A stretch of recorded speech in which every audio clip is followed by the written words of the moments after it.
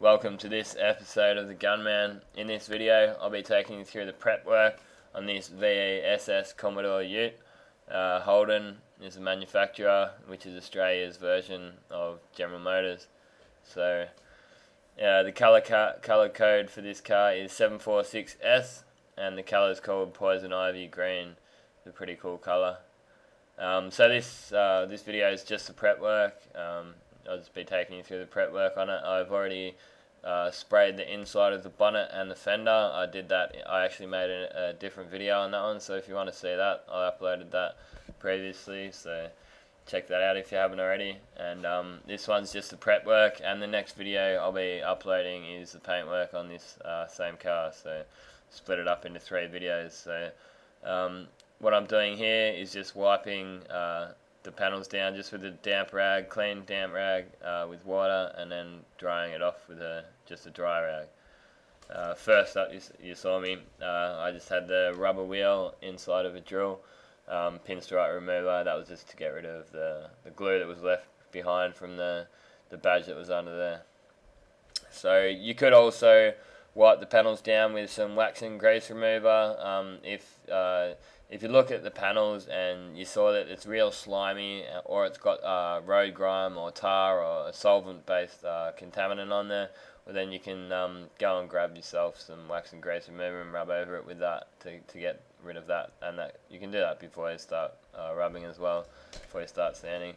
So I'm then going around all of my edges just to make sure that I'm not going to hit them with the sander and with my sandpapers. So pretty important you do this. I see guys trying to save a couple of minutes by not doing it, but then it just makes a mess out of the car, and yeah, I wouldn't like it done to my car, so I don't do it to other people's cars.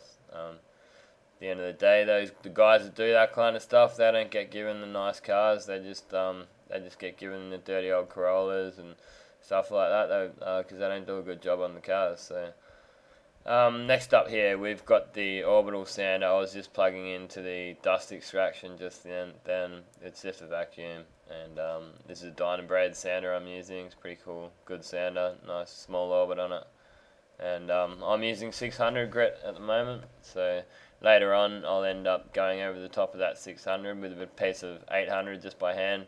You got to be careful if you're using 600. You can in fact break through on some of the edges on your blend areas, so some people choose to use 800 or 1000 instead, which that's fine if you want to use that. It's going to have a pretty similar effect, but 600s, you notice here I've only still on my first piece of 600, so it's a bit more efficient. You're going to go through less pieces of sandpaper if you use 600.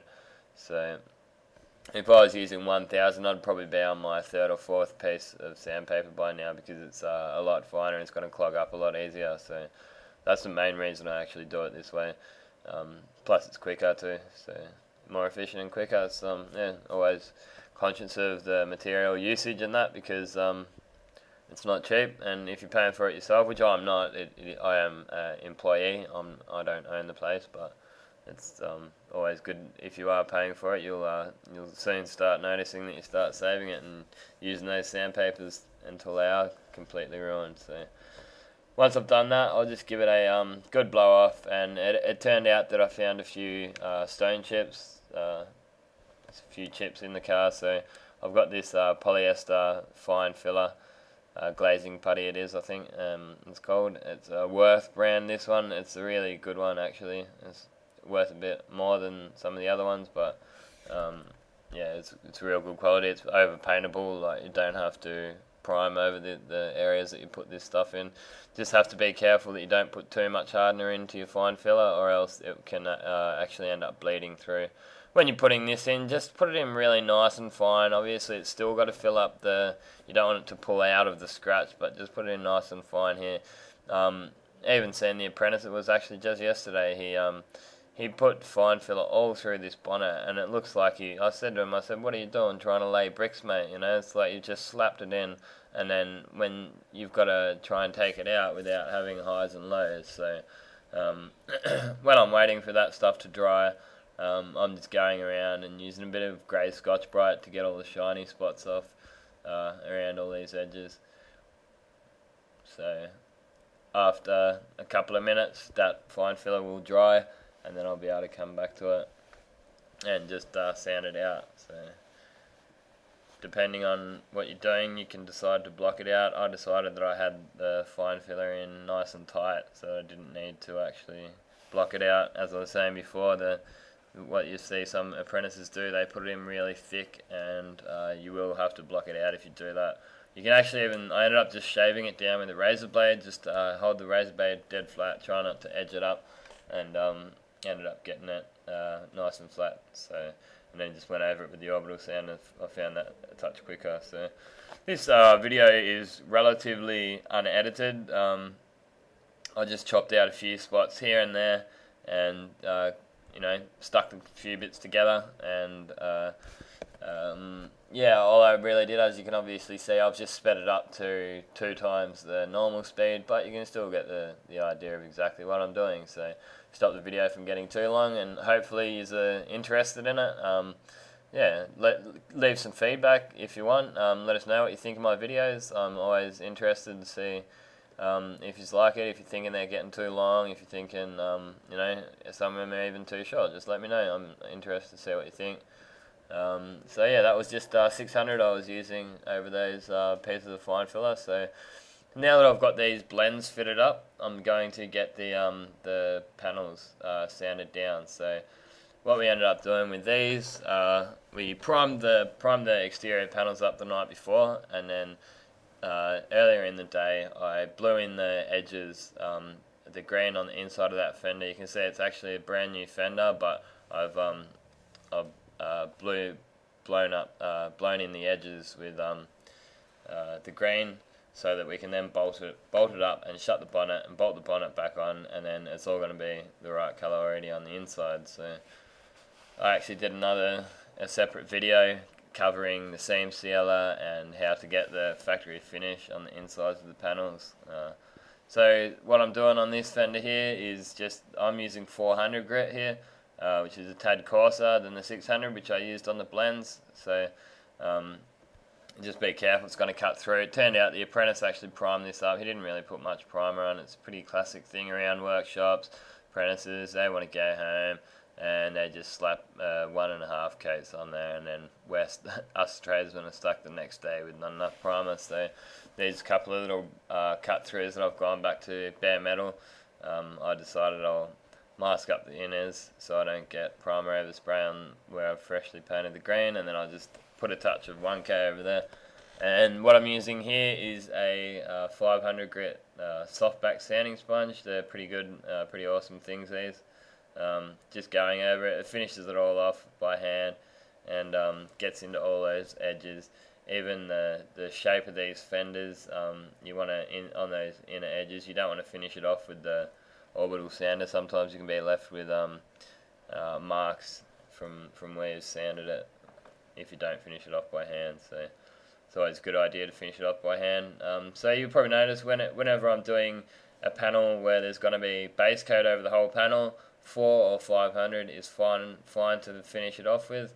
Yet a blend panel, you'd want to go 600 to 800 to finish it off with. So you could go up to 1000. You could also finish a panel like this where you put in colour over with 800 if you wish. It's not going to lose adhesion.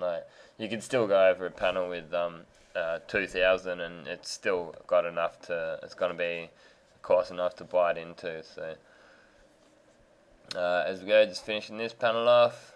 We'll get the blower once that's done.